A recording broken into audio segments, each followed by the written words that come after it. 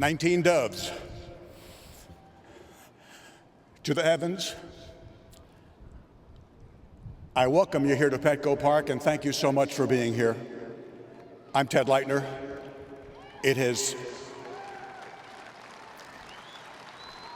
been my privilege of 20 years to broadcast Padre baseball during the time that Tony played. So I had the game, and I had a game within the game of watching T-Bat 4 times a game. Incredibly privileged, and so many times at this microphone and at this podium with events with Tony and for Tony, honoring him. And I say to you from the bottom of my heart, and I know you share this, there was never a time that I thought that we would have this particular ceremony here today. Not in my lifetime, but it is what it is. So we will cry together, we will laugh together, we will have joy together today, but one thing we will never, never do is to forget the greatest hitter of his generation and one of the greatest people in the history of Major League Sport.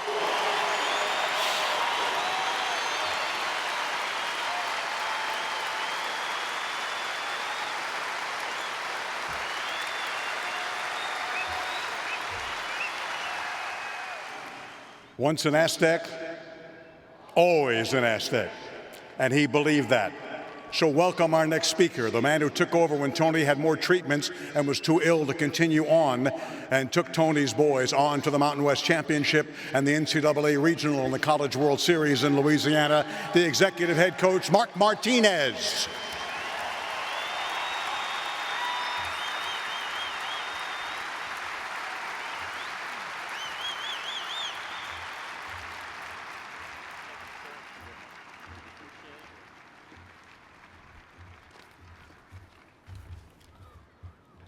Good evening. We've got some guys here to help me here at the end. This is current Arizona Diamondback and former Aztec Addison Reed.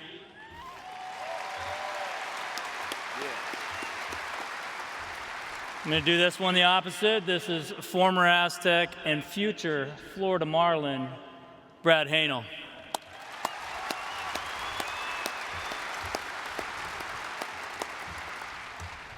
It was an honor and a privilege to work with and be a part of Tony Gwynn's life the past 9 years.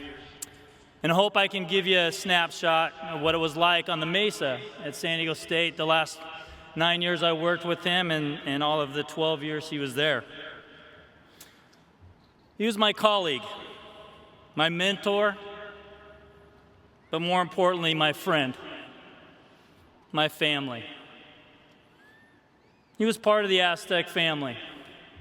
And I can tell you, everybody on the Mesa doesn't refer to Tony as Tony. We refer to him as Coach Gwynn. Coach Gwynn's a teacher. And he was best at teaching all kinds of things, obviously baseball, but teaching life lessons. And he understood that baseball and being a student athlete was very complicated.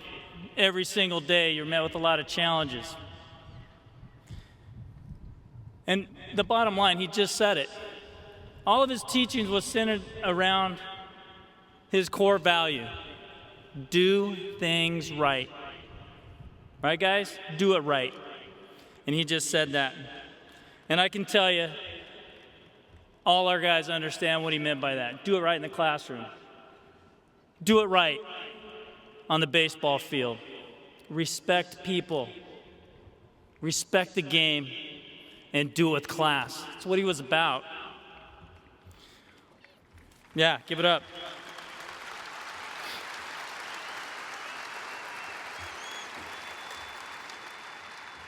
And by doing it right, Coach Gwynn, again, understood how complicated baseball was. So he tried to simplify the game.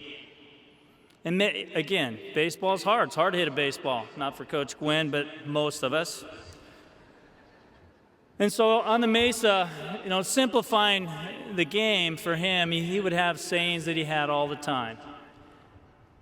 And just to give you the snapshot, we would hear sayings like, again, this is going to be the G-rated version. I hope you understand that, so I'm not going to do the PG-13, okay? He'd say, back it up. He would say, back that blank up. Hit it the other way. Simplify it. See it deep. He would say, hey, you can't play with a tight booty, man. Loosen up your booty. Play with a little confidence, a little swag.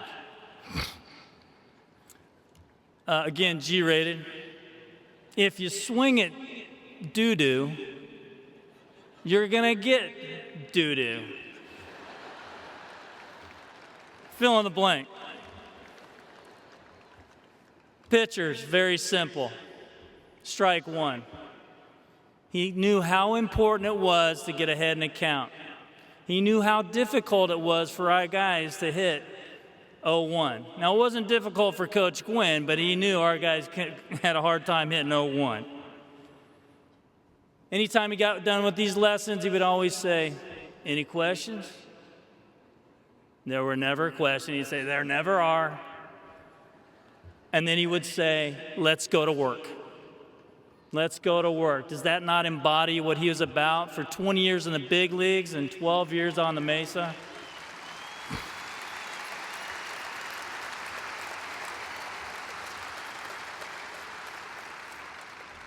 Finally, Coach Gwynn is a gift.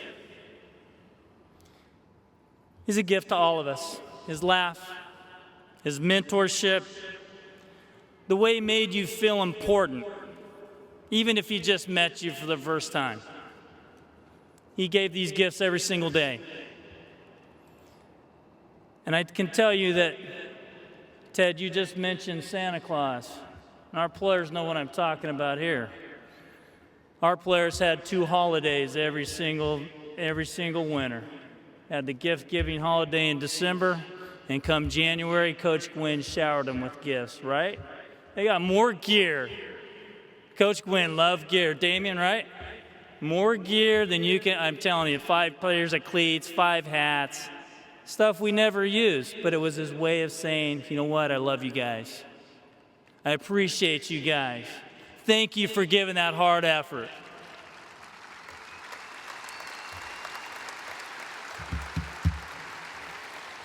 The last gift he gave us, all of us on the Mesa, is he made sure that everybody that came through those doors at Tony Gwynn Stadium learned the fight song. And we sung that fight song after every victory in front of our home dugout at home. And when we got on the bus, even if it was in the mountains of Colorado Springs, we would sing that fight song as loud and proud as we could do it.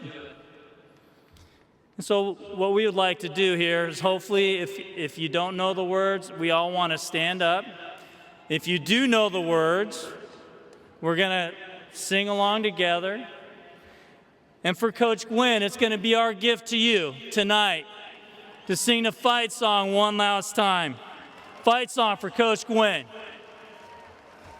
right, Brad. Here we go.